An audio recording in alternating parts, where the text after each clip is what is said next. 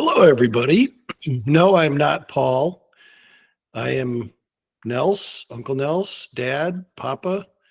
I am your guest host for this week on the DFFL podcast. Welcome to the Danker Fantasy Football League. Excuse me. Paul is moving this week. I'm trying to provide him with a little bit of relief in his week. So I'm going to quickly kind of go through a recap of week 6, make some snarky comments about Adrian and Uncle Tom and the rest of the league, and then move on to a quick preview of week 7. So, Paul, you can kind of laugh at how your prowess just only grows when you have people like me trying to fill in for you. So, anyway, let's look at week 6 of the Danica. Why do I want to keep saying Danica?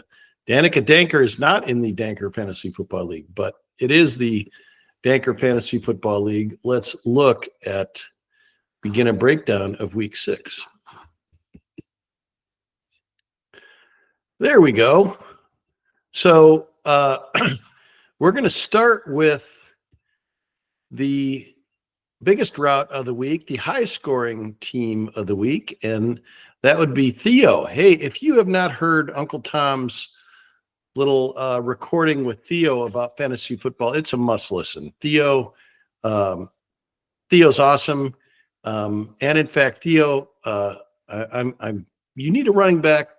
You love Marvin Harrison. Let's make a trade. But anyway, we're going to start with this week where Adrian. I haven't seen much of Adrian this week in terms of like being at concerts or being traveling or doing anything. Maybe Adrian's actually working hard this week, which is a good thing.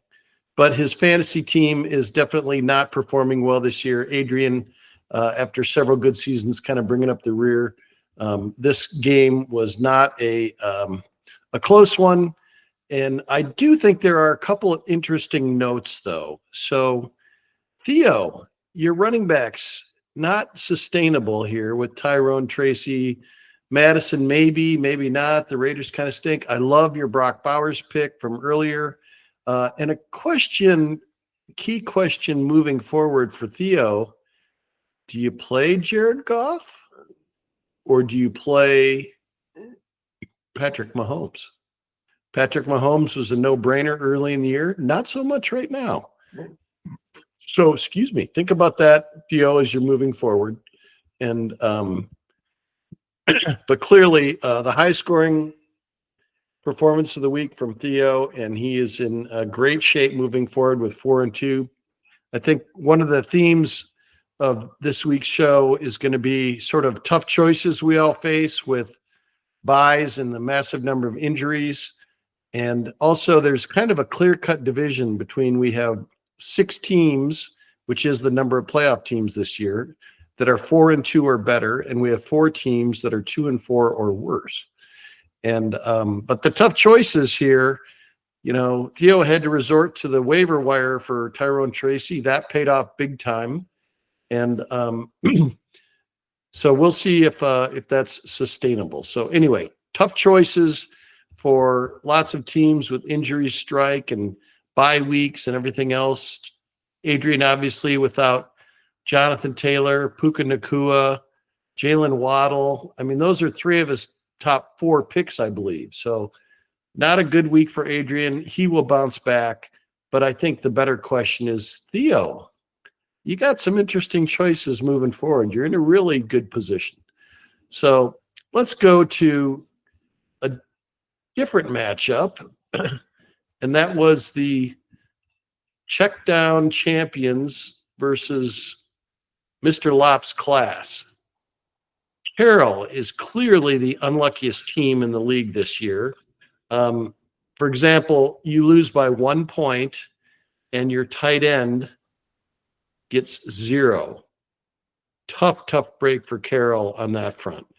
She also, we're going to look later, Carroll has the most points in the league this season through 6 weeks, and she's 2-4. So Carroll is unquestionably the unluckiest team in the league this year. John is sneaky good. He's 4-2. He's got some good players for sure. He had good performances from Terry McLaurin, who I thought was a steal all the way around. Garrett Wilson, we'll see how that plays out, the up and down Garrett Wilson with Aaron Rodgers. But I think his biggest concern might be Dak. He's got Devontae Adams. You're going to be rolling the dice with Devontae Adams. Perhaps. I don't know. I mean, I'm just not a big believer in Aaron Rodgers anymore, so we'll see how that plays out. But John Lopp's in a pretty decent position as well. Let's go to another game in week 6, and that's the Ben versus Paul matchup, Team Danker versus the Phoenix Cheeseheads. So I think one interesting note about this, I kind of, when I was going through this, looking at things to talk about, I noticed Ben only had 17 points on his bench. But you know what? In that last game, check down, go back to this last game, John Lopp's bench was even worse. Look at that, 6 points out of your bench. I realize a couple of these guys are hurt. But that's not much depth on John's team. Anyway, back to what I was talking about. Let's go back to the game at hand right now, and that's the Ben Danker, Paul Jensen matchup. So Ben wins in a low-scoring game.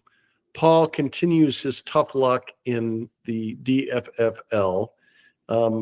He did get a turnaround. DeAndre Swift has turned it around after a disappointing first 4 weeks. We'll see how long he has to go with Jordan Mason before Christian McCaffrey comes back. But Brian Thomas, we'll see how long is the magic over in Jacksonville with him. Interesting. Jacksonville's kind of a mess. We'll see how that goes. But he does have a lot of talent. Paul has Kyren Williams, Christian McCaffrey, and Michael Pittman might be on the return here too. Michael Pittman carried me last year. Not that I had a bad year, but he was one of my better players. On Ben's side, I keep waiting for Najee Harris to break through, and he did this week. I thought he was a really good sleeper pick. But, it's like Chris Olave. You can't have a minus 5.0 basically from Chris Olave and Travis Etienne. Those are 2 of his 3 highest picks. So you can't really survive in the long run with that. But Ben got a win out of this, so good for Ben. And he is among the 6 teams that is 4-2. Let's look at the Young Guns versus Tennessee Touchdowns. Carey has simply the best team this year. Joni has one of the 2 unluckiest teams. She obviously has the most bad luck on the injury front, the hospital ward, as she likes to refer to it. And actually, if you look at the overall points scored, she's 6th, even though she's 1-5. If you just went playoffs based on the top scoring teams, she would actually be in the playoff mix. But for this game, Carey just had too much. You look at her lineup, even with a slightly under projections week for Big Baby Gibbs, for Big Baby Jameer, she still finished in a solid 126 points. No real weakness here. DJ Moore, that's a low week for him. She does have good bench players. So, like I said, Carey with clearly one of the best teams this year. Joni in the hospital ward, tough break. She had to basically go with Braylon Edwards at the last minute. She does have a brief window of Tank Dell being one of the top targets with the Texans. I expect him to have a good week this week against the Packers. But look at, the injuries for her. Pacheco, Rashid White, Malik Neighbors. I mean, these are some of her best players. Here's an interesting dilemma, too. We talk about tough choices with injuries, and everybody has injuries, some teams more than others, and there's bye weeks, of course, too. But one of the dilemmas here is, what do you do with a guy like Evan Ingram? So he misses multiple games with an injury. Do you wait for him? Is he back? Is he not? In Joni's case, she waited. He goes and scores 18 points. That's 14 points higher than otherwise. She would not have beat Carey if she played Evan Ingram, but she would have been really close. That's kind of one of those tough choices I was talking about. Do you bring him back coming off an injury, or do you wait until you can tell he's fully back? So that was the case there. And the last game from our week 6 breakdown would be my victory over Tom, Uncle Tom. Uncle Tom, just bad week. Just it happens. He's got good players. He chose, I'm talking about the injury dilemma.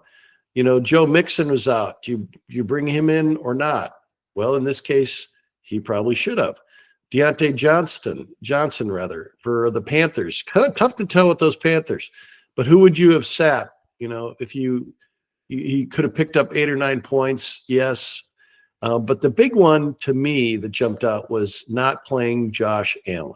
It didn't cost him the game. I guess if he could have picked his top scoring players, he might have won. We can all play the ifs, ands, or buts game. But Josh Allen, that's interesting. Kirk Cousins had the hot hand, so he chose to ride the hot hand instead of one of his top picks, Josh Allen. And I tend to go with my top picks. You picked them for a reason. And I also tend to go with matchups. And I just thought Josh Allen hit a pretty decent matchup. So that was an interesting game just in terms of some of those choices. Tom is in great position if people are healthy. He also gets TJ Hawkinson back very soon. Hawkinson began the season on injured reserve, should fill in nicely as a tight end for him. Good job by Tom to sort of squander him on the back of his roster and hold on to him until he's healthy. I've kind of done the same thing with Nick Chubb. We'll see. Now Cleveland is in such disarray that that may not matter at all.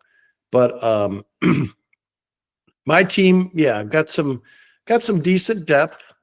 Could always the big thing for me, Marvin Harrison now getting 0. This is the third time I've had a player get 0 being injured early in a game, but that's just tough luck. That's fantasy football. Marvin Harrison Jr. is going to be a stud. And oh, by the way, Theo, you like Marvin Harrison. Why don't you make another trade offer? We'll see what we can get worked out on that. Anyway, so that's the breakdown from last week. Let's look ahead to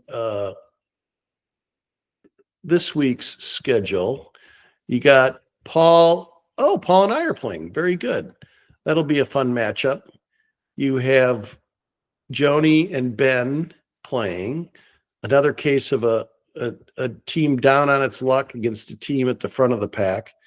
You have Tom and Carol matchup. And this might be the best matchup of the week. These teams are really more even than you think. We'll look at the points for and against here in a second. Mr. Lop's class, sneaky good team. They're in good shape against Dallas Donuts. And then